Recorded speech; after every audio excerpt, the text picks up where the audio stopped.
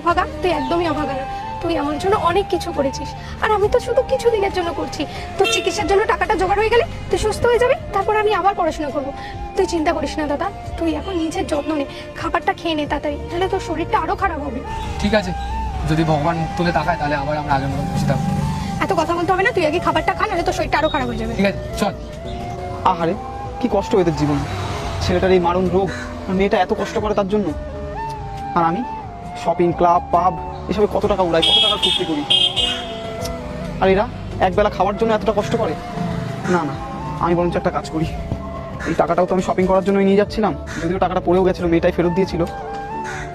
না, যদি আমি টাকাটা ডিরেক্ট ওদের দিই তাহলে ওরা ভাববে আমি ওদের উপর দয়া করছি, ওরা হয়তো টাকাটা নাও নিতে পারে। আমি বরঞ্চ টাকাটা লুকিয়ে লুকিয়ে এখানে রেখে দিয়ে যাই, তাহলে ওরা ভাববে ভগবান ওদেরকে আশীর্বাদ স্বরূপ টাকাটা দিয়েছে। আমি টাকাটা লুকিয়ে লুকিয়ে এখানে চলে যাই। ঠাকুর ওদের ভালো করো।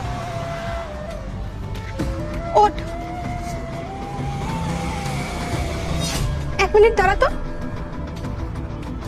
এ কি দাদা, এতগুলো টাকা? আল্লাহর নামটি দেখে যে এড়িয়ে যাবে তার মনের ইচ্ছা কখনোই পূরণ হবে না। তাই আল্লাহর এই নামটির জন্য একটি লাইক এবং সাবস্ক্রাইব করে যাও।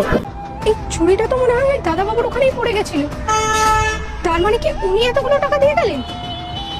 কি বলছিস বোন, এতগুলো টাকা তাহলে ওই দাদাবাবু দিয়ে গেছে?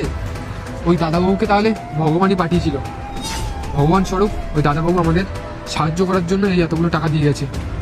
চল তাহলে এতগুলো টাকা যখন পেয়ে গেছি, তোকে আগে আমি কলেজে ভর্তি করি। তুই বাজে কথা বলিস না, কলেজে কেন ভর্তি হবো? আগে তোর চিকিৎসা হবে, তোর চিকিৎসা হোক, তুই সুস্থ হ, তারপর আমি কলেজে ভর্তি হবো। এই টাকাগুলো দিয়ে আজকেই তোকে একটা ভালো হসপিটালে নিয়ে যাবো, নিয়ে গিয়ে তোকে ভর্তি করিয়ে সুস্থ করবো, বুঝতে পারলি?